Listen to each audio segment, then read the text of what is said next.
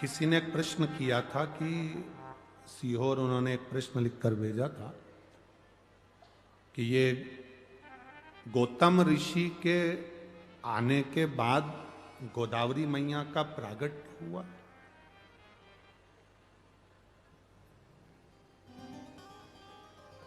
गौतम ऋषि के आने के बाद गोदावरी मैया का प्रागट्य हुआ है। जिसने प्रश्न किया वो अच्छे से एक बार स्कंद पुराण पढ़ना, ब्रह्म वैवर्त पुराण पढ़ना, अच्छे से लिंग पुराण का स्मरण करना। आपको ज्ञात होगा स्कंद पुराण के अंदर कि ये गोदावरी केवल गौतम बाबा के बाद की नहीं, ये गोदावरी तो गंगा है और गंगा केवल गौतम ऋषि के सम्मुख में तो इस गंगा का नामकरण हुआ है, बाकी के गंगा तो महादेव की अविरल इस गोदावरी तो बहती रही है। गोदावरी तो बहती रही है। क्या गौतम बाबा ने इस गंगा को बुलाया? गंगा का नामकरण गौतम बाबा ने करा। ये तो अविरल गंगा है गोदावरी, एक युग में नहीं कई युगों से बहती आ रही है, कई युगों से। उस कई युगों से एक कथा थी है, आप लोगों ने सुना होगा। महिषासुर एक असुर था, सुनिए कथा, जम के बोलो जरा, सुनिए ना। महिषासुर की किसने मारा था उसको? महिषासुर का वध किसने किया था? मां दुर्गा भवानी ने। उसका नाम क्या हो गया था फिर? महिषासुर मर्दनी, मां जगतजननी दुर्गा। महिषासुर की एक बहन थी। देव दीपावली शिव महापुराण की कथा सुन रही, बड़े भाव से सुनना। महिषासुर की एक बहन थी जिसका नाम था महिषी। क्या नाम था उसका? महिषी। अब महिषासुर मर गया, महिषी अकेली रह गई और महिषासुर का संहार स्वयं जगदम्बा ने, दुर्गा भवानी ने करा।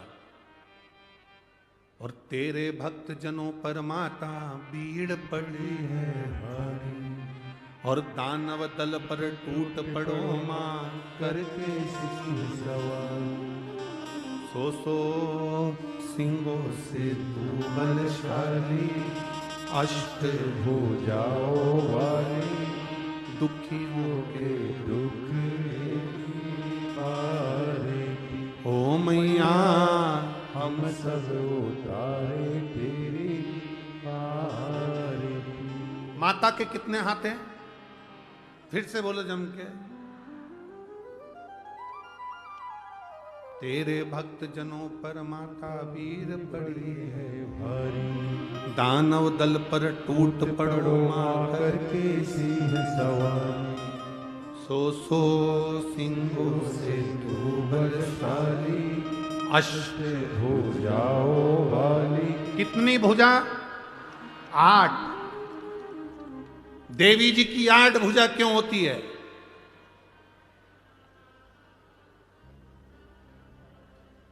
भगवान शंकर की 4 भुजा, भगवान नारायण की 4 भुजा, द्वारकाधीश की 4 भुजा, तिरुपति बालाजी की 4 भुजा।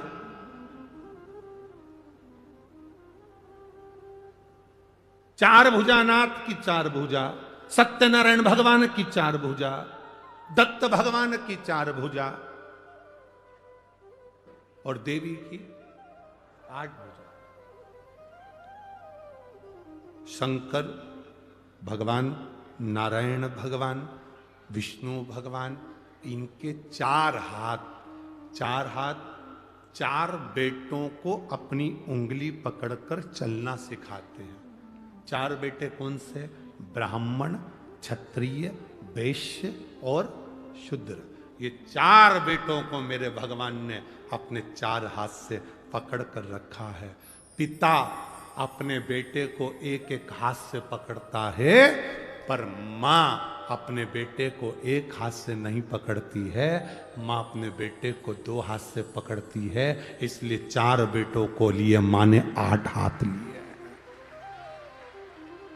4 बेटों को संभालने के लिए मां भवानी दुर्गा ने अपने 8 हाथ धारण करें। एक बेटे को दो हाथ से संभालती है। ब्राह्मण को दो हाथ से संभाला तो क्षत्रिय को दो हाथ से संभाला, वैश्य को दो हाथ से संभाला तो शूद्र को दो हाथ से संभाला। वो तो भारत का विभाजन करने वाले, सनातन धर्म को तोड़ने वाले ये विधर्मी आज के जमाने में कहते हैं कि ब्राह्मण ऐसा, क्षत्रिय वैसा, वैश्य वैसा, शूद्र वैसा, सब केवल अपनी वोट की राजनीति करने के चक्कर में पूरे भारत के सनातनियों को बांटा जा रहा है। वोट की राजनीति करने के लिए भारत के सनातनियों को बांटे जा रहा है। पर कभी भगवान से जाकर कोई प्रश्न करे, मेरे चतुर्भुज भगवान तुम्हारे 4 हाथ, तिरुपति के बालाजी के 4 हाथ, कवि लक्ष्मी नारायण के 4 हाथ, भगवान विष्णु के 4 हाथ, दत्तात्रेय भगवान के 4 हाथ, मेरे भोलेनाथ के 4 हाथ, कभी उनसे पूछा जाए? क्योंकि पिता एक एक हाथ पकड़कर अपने बच्चों को चलाते हैं, एक एक हाथ पकड़कर पिता। और मां का फर्ज है, माता अपने बेटे को दोनों हाथों से उठाती है।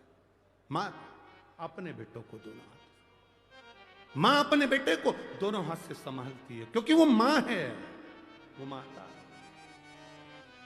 माता अपने पुत्र को दोनों हाथों से संभाल ले।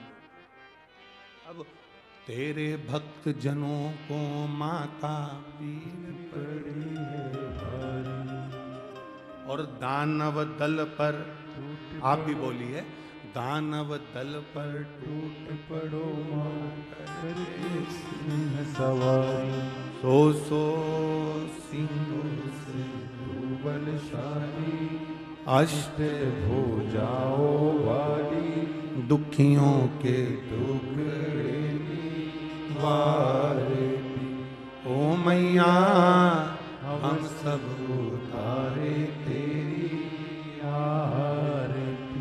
मां महिषासुर को मारने के लिए जब प्रगटी, मां ने जब महिषासुर का संहार करा, हमारे देवता कभी किसी जाति में किसी को नहीं बांटे। अगर जाति में बांटे हुए होते तो मेरे राम शबरी के दरवाजे पर जाकर झूठे बेर ना खाते, भिलनी के हाथ के वो झूठे बेर मेरे राम ना पाते।